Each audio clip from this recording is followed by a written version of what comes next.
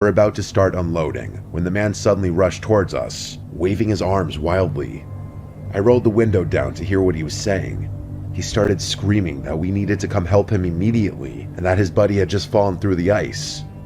He pointed at his phone, saying the other guy they were with just told him. He sounded frantic, and his desperation was definitely real.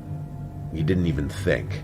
Trevor opened his door, and then we were all out following the man as he took off down the trail toward the lake. We didn't stop to grab anything, not even our coats. The urgency in his voice was enough to override any second thoughts. The man was practically sprinting, and we had to jog to keep up. As we got closer to the lake, I started to notice something that didn't sit right.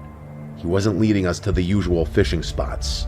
Instead, we were heading toward a more remote part of the shoreline, away from where the ice was thickest. I was about to stop following, but it was too late. They appeared in view before we could do anything. 2 more men standing near the edge of the lake. They weren't dressed for fishing, and they weren't moving. They were just standing there, waiting. I glanced down at their hands. They were both armed. My blood ran cold. One of them yelled at us to stop right there as we approached. He raised his gun and pointed it directly at me.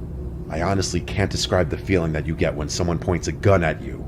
I hope no one ever has to experience what I felt that day. My heart dropped as the man we'd been following turned to face us, a smirk creeping across his face. We'd been set up. The second guy demanded Nate's keys, along with everything we had on our persons. We didn't really have a choice. These guys didn't seem like they were messing around. Nate reached into his pocket and tossed the truck keys to the man, and the 3 of us emptied our pockets. I tried to hang on to my phone, but one of the men told me phones too.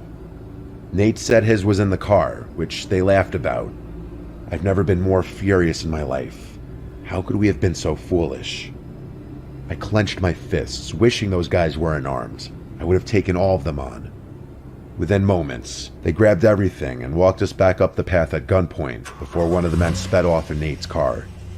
The other 2 backed away into the woods, presumably to their own vehicle. I debated following them, but I figured that wouldn't be much help. We stood there for a moment, shivering, before Nate pulled out his phone. I knew he had lied about it being in the car. I honestly don't know what we would have done had he not thought quickly on his feet. Somehow, we still had service. He called the police, explaining everything as calmly as he could. The dispatcher told us to stay put, and we huddled together for warmth as we waited for help to arrive. I was still so unbelievably angry. Nate was the worst, though. He kept kicking nearby trees and cursing at the top of his lungs.